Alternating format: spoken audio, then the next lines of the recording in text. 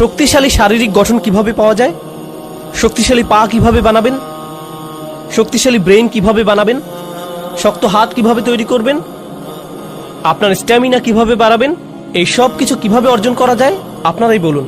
Exercise, সঠিক খাওয়া, অঙ্কে আরো ভালো কিভাবে করবেন, অনুশীলন, খেলাধুলায় আরো ভালো কিভাবে করতে পারবেন, আরো খেলতে হবে, আরো শিখতে হবে, অনুশীলন করতে হবে। কিন্তু মজার কথা হলো আপনার পা কিন্তু আগে থেকেই আছে, শুধু যথেষ্ট শক্ত না এই আর কি, কিন্তু আছে তো, বেশি শক্তিশালী না এই যা, কিন্তু পা আছে। এমন না যে আপনার পা বানিয়ে নিতে হবে আগে, তাই না? আপনাকে শুধু পায়ের ব্যবহার বাড়াতে হবে, দৌড়াতে হবে, যত দৌড়াবেন ততই শক্ত হবে, ততই স্ট্যামিনা বাড়বে। আপনার ফুসফুস তো আগে থেকেই আছে, কিন্তু ধারণ ক্ষমতা যথেষ্ট নেই। ট্রেডমিলে 3 মিনিট দৌড়ানোর পরেই তাই না? এমন না যে ফুসফুস নেই, আপনার তো আছে, কিন্তু যথেষ্ট ব্যায়াম করেননি বলে কি হয়নি, শক্তিশালী হয়নি। তাহলে কোরআনের যুক্তিটা হবে আপনার মধ্যে ইতিমধ্যেই কিছু হিকমা আছে, কিন্তু সেটাকে কি করেননি, শক্তিশালী করেননি, সেটাকে সেভাবে ব্যবহার করেননি, অ্যাক্টিভেট করেননি, প্রয়োগ করেননি। আল্লাহ যা দেন সেটার যথাযথ ব্যবহার না করলে দুর্বল হয়ে যায়। আল্লাহ আমাকে চোখ দিয়েছেন, একটি চোখ টেপ মেরে বন্ধ করে রাখি 6 মাস, গ্যারান্টি দিয়ে বলতে পারি সেই চোখটি অন্ধ হয়ে যাবে। ব্যবহার না করলে হারাবেন। যেসব রোগী কোমাতে পড়ে থাকে 6 মাস বা বছর যাবত, সুস্থ হবার পর দাঁড়াতে পারে না, কারণ মাসল অ্যাট্রফি হয়ে গেছে, পেশিগুলোর ব্যবহার করা হয়নি। তাই আল্লাহ আমার ভেতরে কিছু একটা দিয়েছেন, ভালো সিদ্ধান্ত নেবার ক্ষমতা দিয়েছেন, আমাকে আগে থেকেই দিয়েছেন, কিন্তু সেটার ব্যবহার আমি করছি না। আর যত কম ব্যবহার করব সেই ক্ষমতা ততই দুর্বল হতে থাকবে। এভাবে চললে একসময় নিজেকে বলে বসবো আমার তো সেই সক্ষমতাই নেই, আমি তো এটা করতেই পারি না। আর ইদানিংকালে সবচাইতে ভয়ানক বেদনাদায়ক উদাহরণ যা আমি দেখি তা হলো তরুণ যুবকেরা আমার কাছে এসে বলছে, উস্তাদ কিছু একটা বলে আমাকে অনুপ্রাণিত করুন। 3 ঘন্টা লেকচার দিলাম, এরপর একজন এসে বলছে, উস্তাদ আমাকে মোটিভেট করে কিছু বলুন না দয়া করে। এতক্ষণ তাহলে আমি কি করছিলাম? পাকোড়া বানাচ্ছিলাম? এগুলো কি করছিলাম আমি তাহলে? কিন্তু এরপর নিজে নিজেকে প্রশ্ন করলাম, যখন ওরা বলে যে আমাদের মোটিভেট করুন বা আমার মোটিভেশন দরকার, প্লিজ কিছু বলে আমাদেরকে অনুপ্রাণিত করুন, এরপর দেখুন এই যে এখন তো ইসলামিক, মানে ইদানিংকালে মানুষ কিভাবে ইসলামকে গ্রহণ করছে, কিভাবে আমরা ইসলাম শিখছি 30 সেকেন্ডে টিকটক মোটিভেশন দেখে, তাই না? বলুন আসলেই কিনা? মুফতি মেঘ কিছু একটা বলবেন বা আমি কিছু বলবো বা আরেকজন কিছু একটা বললো আর আপনি মোটিভেটেড হয়ে গেলাম, এমনটাই না? এরপর আবার ডিমোটিভেটেড হয়ে যায়, আমার আবার মোটিভেশন লাগবে। জানেন এসব কি? এই সবই আসলে হিকমতের স্বল্পতা। কেন বলছি এটা হিকমত স্বল্পতা? এর অর্থ হলো আমার নিজের ভেতরেই কোনো প্রকারের অনুপ্রেরণা নেই, যেন আমার ভেতর দৃঢ় ইচ্ছাশক্তির সক্ষমতাই নেই। অন্য কাউকে সেই ইচ্ছাশক্তি দিয়ে আমাকে ধাক্কাতে হবে। অন্য কেউ এমন না করলে আমি নিজে আগাতে অক্ষম। আমার অন্য কারো অনুপ্রেরণা দরকার, অন্য কারো আমাকে ধাক্কানো দরকার। আমি নিজে নিজে ভাবলাম যে আল্লাহ যখন কোরআনে আসহাবুল কাহাফদের কথা বলেন, গুহার ভেতরকার সেই যুবকদের কথা বলেন, তাদের অনুপ্রেরণা কে ছিল? কে অনুপ্রেরণা দিয়েছিল? কি বলেছিল সে? আরে আজকে আমার সেই খারাপ লাগছে। কেউ ভালো কাউকে চেনো? দাঁড়াও পাহাড়ে উঠতে উঠতে দেখি টিকটকে কোনো মোটিভেশনাল ভিডিও পাই কিনা। পাহাড় বেশি উচ্চ তো এই জন্য। তাদেরকে কি মোটিভেট করেছিল? তাদের ভেতরেই শক্তিশালী এমন কিছু ছিল যা দিয়ে পুরো সমাজকে তারা চ্যালেঞ্জ করেছিল, সেই তরুণ বয়সেই, তাই না? বলুন, এমন না যে আসমান থেকে কিছু একটা নেমে এসেছিল বা তারা নবী হয়ে গিয়েছিলেন। তারা তো শুধু সাধারণ কিছু তরুণ ছিলেন, একদম সাধারণ যুবক, কিন্তু তারা মোটিভেটেড ছিলেন। মোট কথা আমি যা বলতে চাচ্ছি তা হলো কোরআনের শক্তিশালী যে কথা বলা হচ্ছে তা হলো মৌলিক হিকমা, মৌলিক জ্ঞান, মৌলিক ভদ্রতা, সঠিক কাজ করার ক্ষমতা। এই সবই আপনার মধ্যেই আছে, আগে থেকেই আছে। আরেকটা জিনিস বলবো আপনাদেরকে, কিছুদিন আগেই বলেছিলাম আরেকবার, ইদানিং আমি বেশ ফিল্টার্ড হয়ে গেছি, মানে আগের মতো আর ভদ্র নেই আমি, এটা কাজেই লাগছে বেশি। এমন না যে আমি অভদ্র, মানে সরাসরি বলি আর কি। তো একজন তরুণী এলেন আমার কাছে, তখন জার্মানিতে ছিলাম। তো প্রোগ্রামের পর তিনি এসে বললেন, উস্তাদ আমরা কেন নারী নেতৃত্ব নিয়ে কথা বলি না? নারীদের নেতৃত্বে থাকা উচিত, তাদেরও নেতৃত্বের অধিকার আছে, আমরা কেন এটা নিয়ে আলোচনা করি না? আমি তাকে বললাম, তুমি আমার মেয়ের বয়সী, তাই আমি তোমার সাথে আমার মেয়ের মতো করেই কথা বলবো, ঠিক আছে? সে বলল, হ্যাঁ ঠিক আছে। তখন আমি বললাম, তুমি নিশ্চিত তো কোনো সমস্যা নেই? আমি কিন্তু নিজের মেয়েকে যেভাবে বলি সেভাবে বলবো। সে বলল, হ্যাঁ বলুন। তো আমি বললাম, আচ্ছা, আমি পুরো পৃথিবীতে এমন মহিলাদের চিনি যারা নিজেরা নেতৃত্বে আছেন। আমি $multi-million কোম্পানি চালাই এমন মহিলাদেরও চিনি। 10,000 কর্মচারী আছে এমন মহিলাকেও চিনি। এমন মহিলাকেও চিনি যিনি বিশ্বজুড়ে শত হাজার মানুষের খাবারের ব্যবস্থা করেন। হাসপাতাল চালান এমন মহিলা চিনি। সরকারে আছেন এমন মহিলাদেরও চিনি। বিশ্বে এমন এমন মহিলাদের আমি চিনি। আর জানো তাদের সবার মধ্যে কমন বিষয়টি কি? তারা কখনোই নেতৃত্ব নিয়ে কথা বলেন না, শুধু কাজ করে যান। তো এখন এই উপদেশ সমস্ত পুরুষ মহিলাদের প্রতি, আপনি কিছু বলতে চান নাকি কিছু করতে চান? যত বেশি বলেন আপনাদের জন্য নেতৃত্ব কত গুরুত্বপূর্ণ সেটা নিয়ে যদি শুধু কথা বলে যেতে থাকেন, তবে 10 বছর পরও এটা নিয়ে কথাই বলতে থাকবেন। যতক্ষণ না পর্যন্ত আপনি খুঁজে বের করে নিচ্ছেন যে কিসের নেতৃত্ব দিতে চান। অন্য কেউ এসে দরজা মেলে ধরবে আর আপনি হেঁটে চলে যাবেন, এমনটা ভাবলে হবে না। আপনার সামনে যদি পাহাড় থাকে, কোনো রাস্তা না থাকে, বেয়ে ওঠা শিখে নিন। এটাই হচ্ছে নেতৃত্ব, বাধা অতিক্রম করা। আপনার সামনে দেয়াল আছে কি নাই পাত্তা দেবেন না, হয় মাটি খুঁড়ুন নইলে বেয়ে উঠুন, এভাবে এগুতে থাকেন।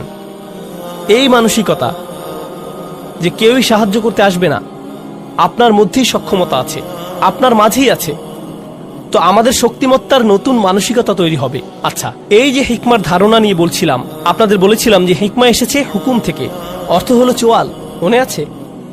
মানে কারো হিকমা আছে মানে তার প্রবল ইচ্ছা শক্তি আছে, তার ইচ্ছে শক্তিশালী। কোনো বিষয়ে সিদ্ধান্ত নিয়ে ফেললে সেটাই চূড়ান্ত। এখন কিভাবে হিকমার স্বল্পতা আমাদের ক্ষতি করছে, হারিয়ে দিয়েছে কিভাবে, সেটার একটা উদাহরণ দেই। তা হলো মানুষ নিজের উদ্দেশ্যকে বারবার সন্দেহ করে। উস্তাদ, আমি নামাজ পড়ি, কিন্তু আসলে আল্লাহর জন্য নামাজ পড়ি কিনা সন্দেহ হচ্ছে। কেন এত সন্দেহ? জানি না আসলে। এই যে আমাদের নিয়তে সমস্যা হতে পারে। আপনাদের নিয়ত এত দুর্বল কেন? আপনাদের নিয়তে কি সমস্যা? এখানে কেন এসেছেন? আসলে আমি তো কিছু শিখতে এসেছি, কিন্তু এখানে এসে আনন্দও পেয়েছি, হেসেছি। এখন আমি কি এখানে কৌতুক উপভোগ করতে এসেছি নাকি আল্লাহর জন্য এসেছি? আমি কি আল্লাহর জন্য হেসেছিলাম নাকি হাসির কৌতুক করেছিলেন? শুধুমাত্র এজন্যই মজা পেয়ে হেসেছি, তাই জানি না নিয়ত নষ্ট হলো নাকি। আরে ভাই চুপ, নিজেকে আর নির্যাতন করবেন না, ইচ্ছে শক্তিটা একটু বাড়ান। কি করছেন সেটা নিয়ে স্পষ্ট আছেন তো? একবার নিজের কাছে স্পষ্ট হলে বারবার সন্দেহ করা বাদ দিন। ইসলামে আমরা এভাবে ওসিডি ডেভেলপ করে ফেলেছি, সারাক্ষণ নিজের নিয়ত বিশুদ্ধ আছে কিনা তা নিয়ে সন্দেহ করি। তাছাড়া শুনে রাখুন, নিয়ত বিশুদ্ধ না হলে সেটা আপনি টের পাবেন, খুব ভালো করেই টের পাবেন। বারবার নিজেকে প্রশ্ন করতে হবে না, নিয়ত ঠিক আছে তো? এমন করা লাগবে না আপনার, নিজেই বুঝে যাবেন। বুঝতে পারবেন কোনো একটা সমস্যা হয়েছে। আপনি বুঝবেন যে মূল্যহীন জিনিসের পেছনে ছুটছেন, অন্যের বাহবা খুঁজছেন, মানুষের অ্যাটেনশন খুঁজে বেড়াচ্ছেন, মর্যাদার পেছনে ঘুরছেন। আপনি বুঝতে পারবেন, নিজে নিজেই বুঝবেন। তো যাই হোক, আজকের আলোচনা শেষ করি। তো আমরা দুজন মানুষ নিয়ে কথা বলবো, একজন হলেন নবী আর একজন নবী নন, কিন্তু দুজনের মধ্যে একটা জিনিস মিল আছে, আপনাদেরকে সেটা দেখাবো। কারণ এখন হতে আমরা শুধু তাত্ত্বিক হিকমার কথা বলবো না, বরং কোরআনের কোথায় কোথায় হিকমার কথা আছে সেগুলো দেখব। তো সর্বপ্রথম আমরা দেখব দাউদ আলাইহিস সালামের ঘটনাতে। কোরআনের এখানে আপনারা পাবেন, আপনাদের অনেকের ফোনেই কোরআন অ্যাপ আছে, সেখানে খুলে দেখতে পারেন ইনশাআল্লাহ। আমিও খুলছি, এখান থেকেই আপনাদের সাথে পড়ছি, ঠিক আছে? তো এটা হলো সূরা নাম্বার 38 সদ, আয়াত নাম্বার 17। আচ্ছা, উসবির আলা মা ইয়াকুলুন আযকুর আবদানা দাউদ যাল আইদ ইন্নাহু আওয়াব। এখানে বলছে ধৈর্য ধরুন। নবীকে বলা হচ্ছে যে তারা যা কিছুই বলে সেগুলোর উপর ধৈর্য ধরুন, আর আমার বান্দা দাউদের কথা স্মরণ করুন। তার ছিল ক্ষমতা, তার প্রচন্ড ক্ষমতা ছিল, বারবার আল্লাহর কাছে ফিরে আসতো।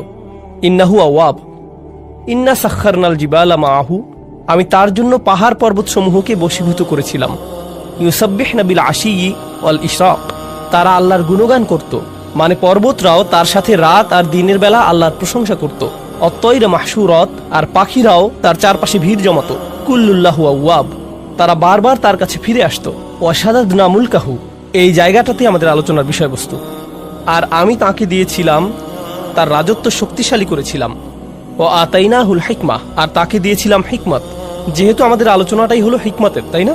আল্লাহ বলছেন আমি তাকে শক্তিশালী করেছিলাম, তার রাজত্বকে, আর তাকে দিয়েছিলাম হিকমা। অফাসলাল খিতাব, আর তাকে দিয়েছিলাম সিদ্ধান্তমূলক বক্তব্য, শক্তিশালী বাগ্মিতা। আচ্ছা, এখন যখন আল্লাহ বললেন যে তিনি তাকে হিকমা দিয়েছেন, তাই তিনি এখন তার ব্যাপারে একটা ঘটনা জানাবেন। পুরো ঘটনার বিস্তারিত আলোচনায় যাব না, সংক্ষেপে শুধু বলবো দাউদ আলাইহিস সালাম তার কক্ষে ছিলেন। আল্লাহ বলেন ওয়াহাল আতাকা নাবাউল খাসম, আপনার কাছে বিবাদকারী লোকদের খবর এসেছে কি? ইজ তাসাওয়ারুল মিহরাব, দাউদ আলাইহিস সালাম ছিলেন রাজা, আর রাজারা তো থাকে রাজপ্রাসাদে, আর রাজার কক্ষ সাধারণত প্রাসাদের একদম উঁচুতে থাকে, নিরাপদ স্থানে। তো যেখানে নামাজ পড়ে, তো তিনি তার কক্ষে ইবাদত করছিলেন। মেহরাব হলো ঘরের সেই কোণার অংশ যেটা একটু আড়াল, যেখানে নামাজ পড়ে। তিনি ইবাদত শেষে পেছনে ফিরেই দেখলেন তার ঘরে কয়েকজন মানুষ। চিন্তা করুন তো, তার নিজের শোবার ঘরে, একদম ভেতরের ঘরে ঢুকে গেছে তারা। তাহলে কল্পনা করতে পারেন, এই যে আমাদের আমেরিকায় হোয়াইট হাউস আছে, তাই না? আর এই হোয়াইট হাউসে তো নিরাপত্তার অতিরিক্ত অনেকগুলো স্তর আছে। ছাদের উপর স্নাইপার আছে, সিকিউরিটি গার্ড আছে, কুকুর আছে, এই সমস্ত কিছুই আছে ওখানে, তাই না? আর একদম ভেতরে আছে প্রেসিডেন্টের বাসভবন। তো প্রেসিডেন্ট ধরুন বাথরুম থেকে বের হয়ে দেখলেন সেখানে 6 জন বসে আছে।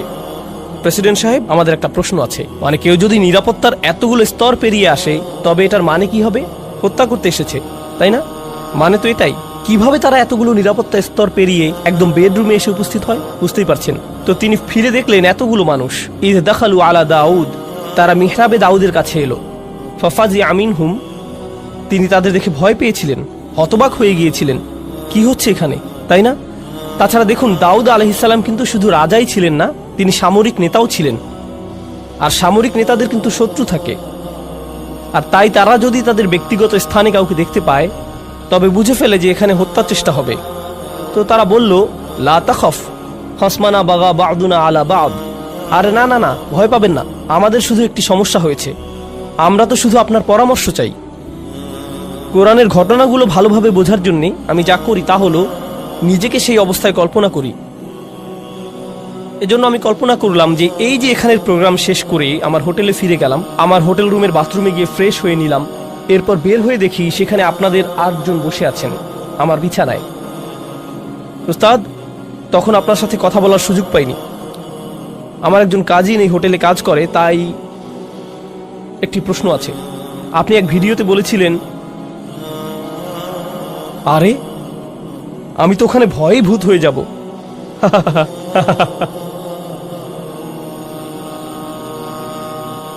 বুঝতে পারছেন কিরকম ভয়ের পরিস্থিতি হবে সেটা? আর সেই অবস্থায় আমি কি ভাবছি, আপনাদের উত্তর দেব নাকি রুম থেকে বের করে দেব, পুলিশ ডাকবো নাকি নিজে দৌড়ে পালাবো। আমার মাথায় যে জিনিসটি কখনই আসবে না তা হলো, আরে আরে আরামে বসুন, হ্যাঁ সুন্দর, নিজের ঘর মনে করেই বসুন না আপনারা, কোনো সমস্যা নেই। কি খাবেন, চা নাকি কফি? হ্যাঁ ওখানে বসুন, জুতো ওখানে, হ্যাঁ সুন্দর। অলা তুস্তিত ওয়াহদিনা ইলা সাওয়া আস-সিরাত। তো তারা বলল, আপনি কি আমাদের মধ্যে বিচার করে দেবেন? ভুল উত্তর দেবেন না কিন্তু, এমনটাই তারা বলল। লা তুস্তিত, আজে বাজে উত্তর দেবেন না। এরপর বলল, আমাদের সঠিক পথ দেখান। ইনি হলো আমার ভাই, তার 99টি ভেড়া আছে, আমার আছে একটি। ফাকাল আকফিলনিহা, আর সে বলছে তোমার ভেড়াটিও আমাকে দিয়ে দাও। ও আজ্জানি ফিল খিতাব, আর সে আমার সাথে চিৎকার চেঁচামেচি করে, ভয় দেখায়, ধমকিয়ে কথা বলে। আজ্জা মানে কারো উপরে ক্ষমতা থাকা, মানে সে নিজের ক্ষমতা প্রয়োগ করে। 99টি ভেড়া মানে সে বেশি ধনী, মানে তার বেশি চাকর বাকর আছে, প্রভাব প্রতিপত্তি আছে। সেই প্রভাব খাটিয়ে সে আমার সাথে বাজে ব্যবহার করে, বলে তোমার ভেড়া দিয়ে দাও। আরে দাও না, কি করবে তুমি ওটা দিয়ে? ভেড়ার ব্যবসা করতে জানলে তোমার শুধু একটি থাকতো না, বুঝতে পারছো? তাই আমাকে দিয়ে দাও, সেটাই ভালো হবে। সে এভাবেই আমাকে ধমকাধমকি করে। ওটা বাদ দেন, আপনাদের এটার নতুন ভার্সন বোঝাচ্ছি। কারণ কিছুদিন আগে আমি পাকিস্তান থেকে এসেছি, সেখানে এমন দেখেছি কিছু মানুষ আছে যে বড় বড় হাউজিং কমপ্লেক্স তৈরি করে, তাই না? হাউজিং কমিউনিটি, অ্যাপার্টমেন্ট কমপ্লেক্স ইত্যাদি, মানে ডিএইচএ, ডিওএইচএস এরকম আর কি। তারা দেখা যায় 5000 বাড়ি বানাবে। এসব কমিউনিটির বড় দেয়াল থাকবে, বড় গেট থাকবে, অনেক সিকিউরিটি গার্ড থাকবে।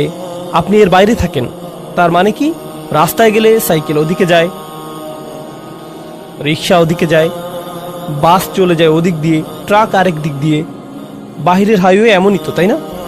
মানে সত্যি সত্যি ফ্রিওয়ে। ঠিক এই শব্দের প্রকৃত অর্থ আমি এখানে বুঝেছিলাম, একদম ফ্রি, যেভাবে ইচ্ছা যাও, ফ্রিওয়ে। কিন্তু তাদের গেট দিয়ে ঢুকলে হঠাৎ দেখবেন আপনি বিদেশে চলে এসেছেন। রাস্তাগুলো পরিষ্কার, সবকিছুই শান্ত, নিয়মতান্ত্রিক, সবাই ট্রাফিক আইন মেনে চলছে, মল আছে ভালো ভালো, মানুষগুলো মনে করছে তারা খুব ইংরেজি পারে, আরো কত কিছু। আমি তাদের কিছু রেস্টুরেন্টে গিয়েছিলাম, তারা কোন জিনিসকে ইংরেজি মনে করে সেটা দেখতে।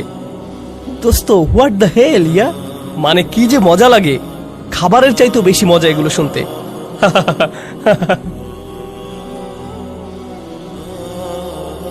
আচ্ছা, তো কোরআনে ফিরে যাই। তো তারা যা করে তা হলো এসব হাউজিং সোসাইটি বানায়, কিন্তু তার মধ্যখানে একজন থাকে খুবই পুরনো জীর্ণ শীর্ণ একটা বাসা নিয়ে। সে এটা বিক্রি করবেই না, তার জমি বিক্রি করার কোনো ইচ্ছেই নেই। তারা তখন কি করে জানেন? তার আশেপাশে সমস্ত জায়গায় বিল্ডিং তুলে দেয়, এমনকি ঘর থেকেও বেরোতে পারে না, কোনো রাস্তা নেই, কিছুই না, ঢুকতেও পারে না। তার একটাই পথ থাকে, বিক্রি করে দেয়া। কারণ তারা ওখানে পুরো জায়গা নিয়ে একটি শপিং মল বানাবে। মানে কিছু মানুষ থাকে খুবই ক্ষমতাধর, অনেক টাকা তাদের, আবার কেউ কেউ থাকে তাদের কিছু সম্পদ আছে তবে কোনো ক্ষমতা নেই। একজনের ৯৯টা আছে আর অন্যজনের কি একটি।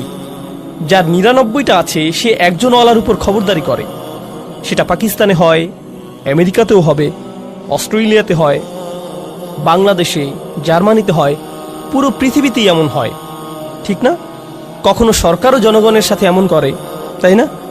বিজনেস পার্টনার অন্য বিজনেস পার্টনারের সাথে করে, বড় ব্যবসা প্রতিষ্ঠানগুলো ছোট প্রতিষ্ঠানের সাথে করে, সব সময়ই হয়। এখন দাউদ আলাইহিস সালামের কথাগুলো শুনুন, এরপর আসলে আমি কথায় আসছি। এখন দাউদ আলাইহিস সালামের কথাগুলো শুনুন, এরপর আসল কথায় আসছি। দাউদ আলাইহিস সালাম বলছেন, আমি শুধুমাত্র আমাদের আলোচনার সাথে সম্পর্কিত অংশটি বলছি।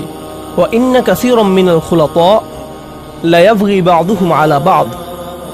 মূলত ব্যবসায়ী সম্পর্কে জড়িত আছে এমন বহু সংখ্যক মানুষ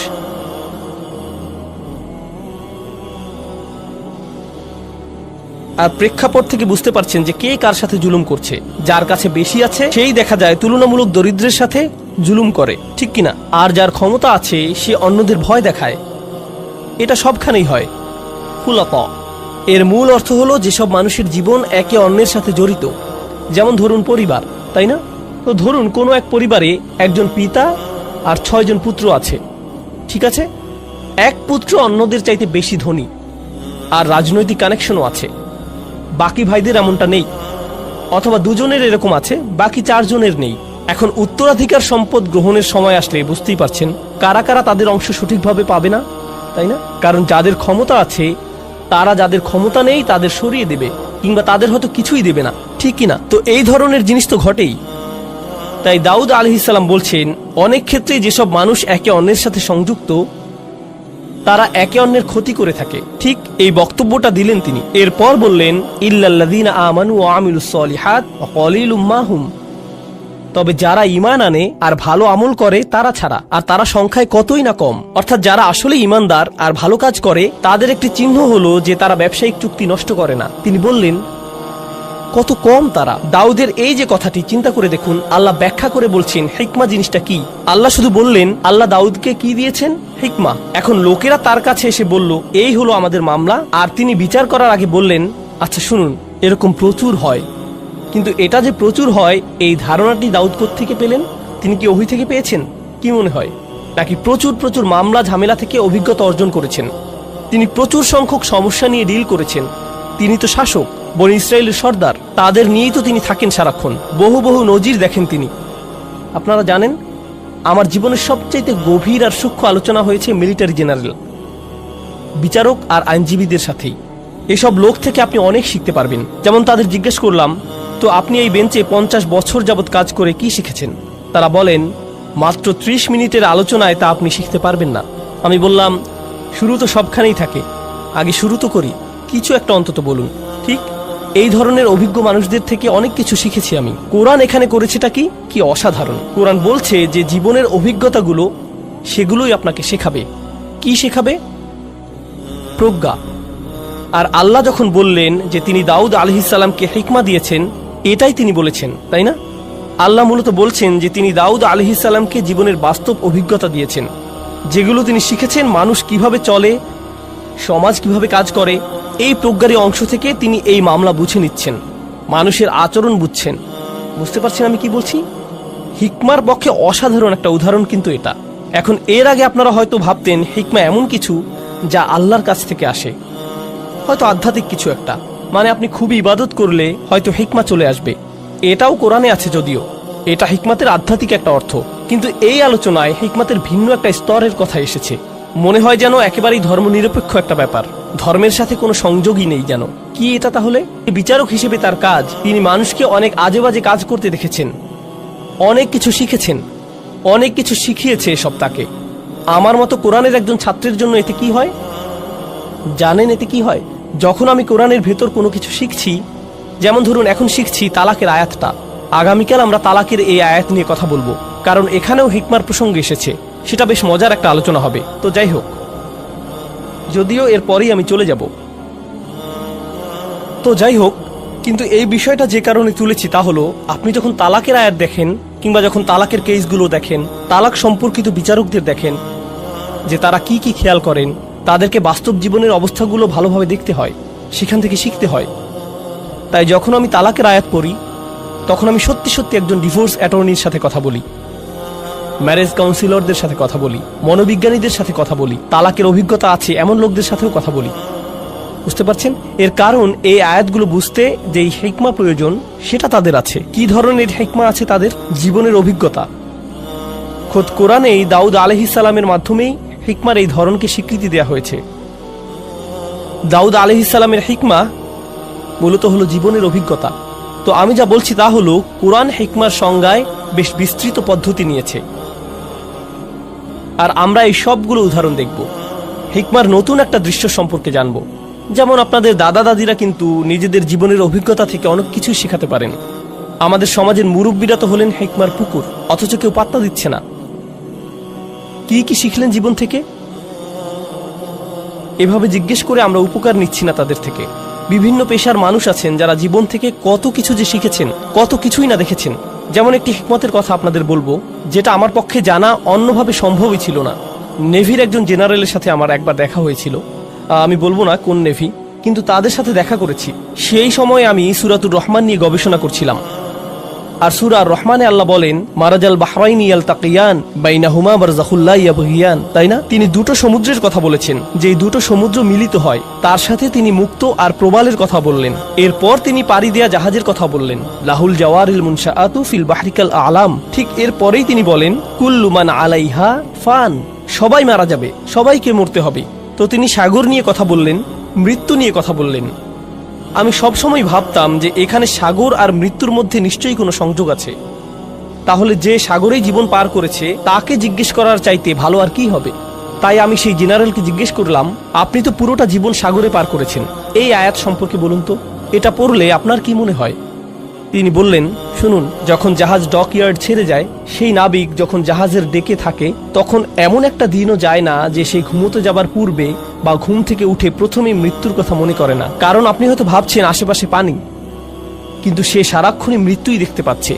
যে কোনো সময় সুনামি আসতে পারে, জাহাজ নষ্ট হতে পারে, কোনো কিছু আক্রমণ করতে পারে, কিছু একটা হয়ে নিচে ফুটো হয়ে যেতে পারে, মানে যে কোনো কিছুই হতে পারে। ঠিক তো তারা সারাক্ষণই মৃত্যুকেই যেন দেখছে। যে লোক তার জীবন সাগরে পার করে দিয়েছে, তার কাছ থেকে এই প্রজ্ঞা না পেলে আমি কিন্তু কখনোই সাগর আর মৃত্যুর মাঝে এই যে অসাধারণ সূক্ষ্ম সম্পর্ক, সেটা ধারণাই করতে পারতাম না। তারাই কিন্তু একদম নিজের অভিজ্ঞতা থেকে বুঝিয়ে দিতে পারবেন ওর মধ্যে সম্পর্কের কথা। এই গুরুত্বপূর্ণ জিনিসটাই আমি চাচ্ছিলাম আজকে আপনাদেরকে বোঝাতে। এই যে হিকমা আর জীবনের অভিজ্ঞতার মাঝে সম্পর্কটি, এটা কিন্তু কোরআনেই আছে। পরের ঘটনাটি হয়তো বলার সময়ই পাবো না আজকে। আচ্ছা, তবুও একদম সংক্ষেপে বলি। এই দ্বিতীয় ঘটনাটি হলো আধ্যাত্মিক প্রজ্ঞা সম্পর্কিত, জীবনের অভিজ্ঞতা প্রসূত প্রজ্ঞা নয়। কি সম্পর্কিত? আধ্যাত্মিক হিকমা।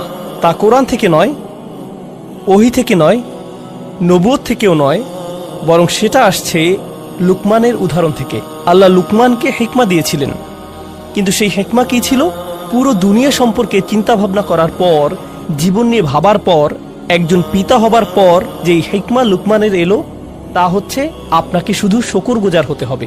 আনিশকুরলিল্লাহ, শুকরগুজার হতে হবে আপনাকে। এখন যে কোনো বাবা মাই কিন্তু এটা জানেন, জীবন কি সহজ নাকি কঠিন?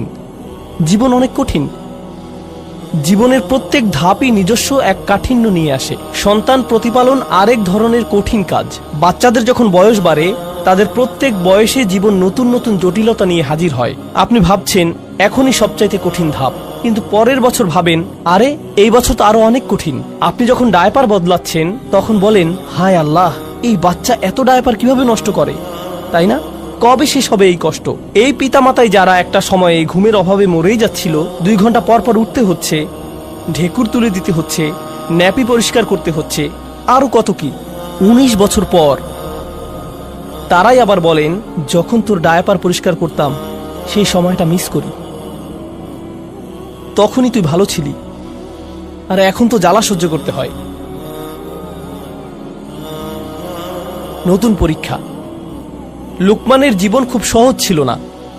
তার জীবনের অভিজ্ঞতাগুলো তাকে আধ্যাত্মিক এক প্রজ্ঞা দিয়েছেন। কি সেই আধ্যাত্মিক প্রজ্ঞা? আল্লাহর প্রতি কৃতজ্ঞ হও। আর তিনি বলছেন, যেই কৃতজ্ঞ হবে, কি অসাধারণ হিকমা দেখুন, যেই কৃতজ্ঞ হবে সে মূলত কৃতজ্ঞ হয় কিসের জন্য? কি বলছেন তিনি? অমাইয়াশকুর ফা ইন্নামা ইয়াশকুরু লি নাফসিহি। যেই শুকরগুজার হবে সে তো নিজের কল্যাণেই শুকরগুজার হবে। ব্যাপারটা অসাধারণ। আমি যদি কৃতজ্ঞ বান্দা হতে পারি তাহলে জীবনে সেগুলোতে আটকে থাকবো না, সেগুলো নিয়ে দুঃখ পেতে থাকবো না। আমার সাথে মন্দ কিছু হলে সেটা নিয়ে বারবার দুঃখ প্রকাশ করি না, সেটা দিয়েই জীবন আটকে রাখি না। জানেন কেন? কারণ আমি এর বদলে কি ধরেছি? কৃতজ্ঞতা। কৃতজ্ঞতা মানে জীবনে যা কিছুই অতীতে হোক না কেন, আমি সেটার ভালো দিকটি খুঁজি। ভালো দিক না খুঁজলে আপনি কখনোই কৃতজ্ঞ হতে পারবেন না, সেটা অসম্ভব। আর এখন যেহেতু আপনি ভালো দিকটি দেখা শুরু করেছেন, জীবনে যা কিছুই মন্দ হোক না কেন, ভবিষ্যতের ব্যাপারে আপনার দৃষ্টিভঙ্গি কেমন হবে? ইতিবাচক, পজিটিভ। কিন্তু নিজের জীবনের অতীতে ফিরে তাকালে, পেছনে ফিরে তাকালে যদি কখনো ভাবেন কত ভয়ানক ঘটনা ঘটেছে, কত কষ্ট পেয়েছেন, অনেক কঠিন ছিল ঠিকই, কিন্তু যদি সেটা নিয়েই পড়ে থাকেন, তাহলে কি ধরনের মানসিকতা গড়ে উঠবে? আমার সাথে এত খারাপ হলো, আর তো জীবনে কখনোই ভালো কিছু হবে না। আমার সাথে শুধু খারাপই হয়। সারাক্ষণ আমি বিপদে পড়তে থাকি। শুধু আমার সাথেই কেন এমন হয়?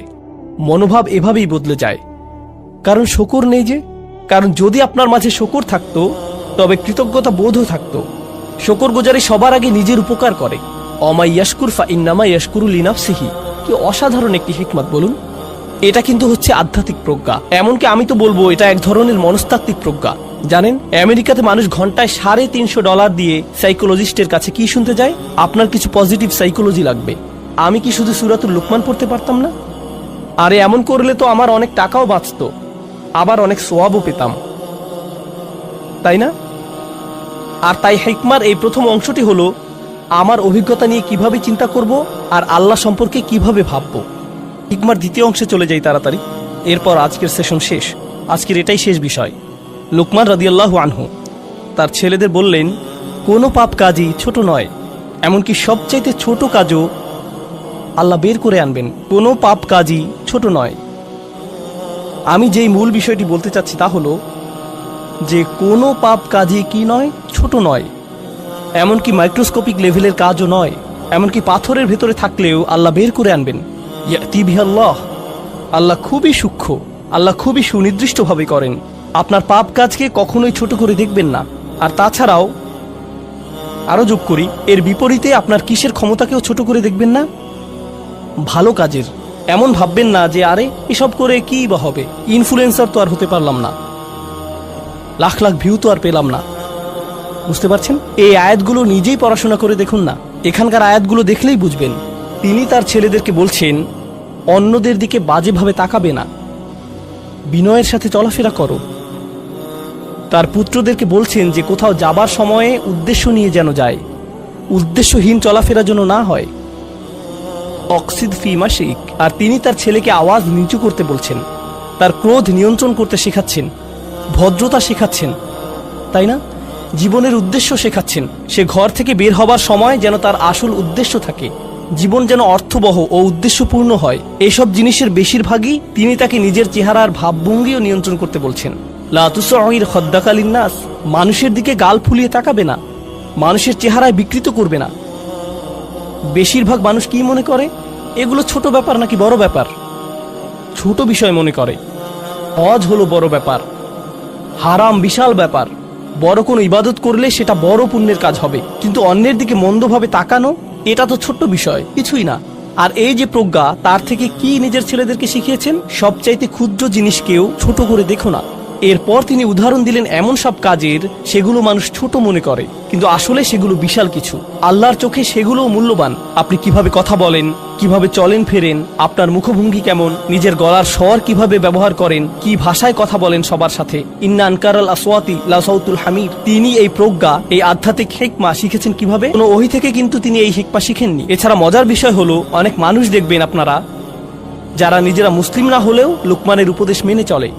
তারা অন্যদের সাথে সদয় ভদ্র ব্যবহার করে, তারা উদ্দেশ্যপূর্ণ, তাই না?